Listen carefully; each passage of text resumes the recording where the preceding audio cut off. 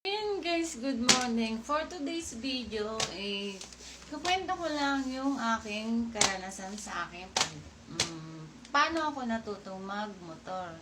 So yun, una, dinadrive ko lang yung e-bike na maliit.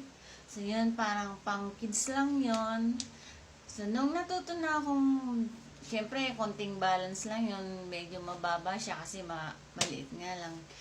Tapos yun, bumili rin tayo ng 3 gulong na e-bike. So yun, yung pangalawa nating gamit.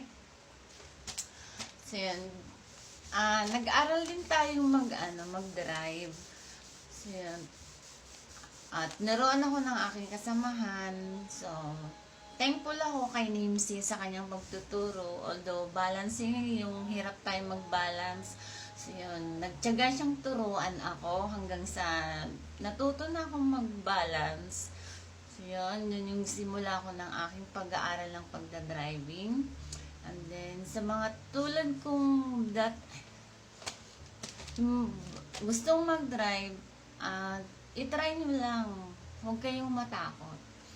Kasi matututo din naman. Kung talagang gusto yung matuto, magagawa nyo po yun. So yun dati, takot din ako mag-drive. Kasi syempre yung mga malalaking sasakyan, so, mahirap talaga pag nasa kalsada ka na. Lalo na pag may mga driver na akala nila kanila yung kalsada. So yun. So, marami din akong naranasan yung naging, din ako, nakatatlong SEM lang din tayo. So, although, hindi naman siya masyadong malala, puro gasgas lang yung ating naranasan. Pero 3 beses po yun. So, yun. Tapos, importante din, umattend din kayo ng seminar kung paano yung mga sign ng mga, halimbawa, pag mga, na kayo, so, kailangan din nating malaman kung ano yung mga hindi dapat at dapat po sa kalsada. So, lalong-lalo na po sa mga baguhan. Tapos, yun, thankful din ako at naka-attend ako ng seminar sa Toyota for driving safety driving orientation. So, yun. Ito po yung certificate natin para, ibig sabihin, naka-certified tayo sa so, yung mga dapat natin gawin sa kalsada. Yun. Kaya, kayong mga bubuhon, kayong matakot. Kung talagang gusto yung matuto, gawin nyo po yun.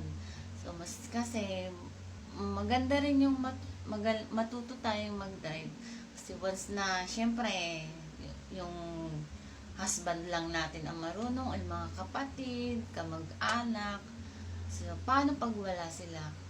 Ayun, para pag din, kaya din natin.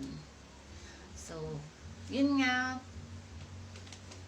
yun yung ating pag-share na ating paano natutong mag-drive. So, yun, sana yung iba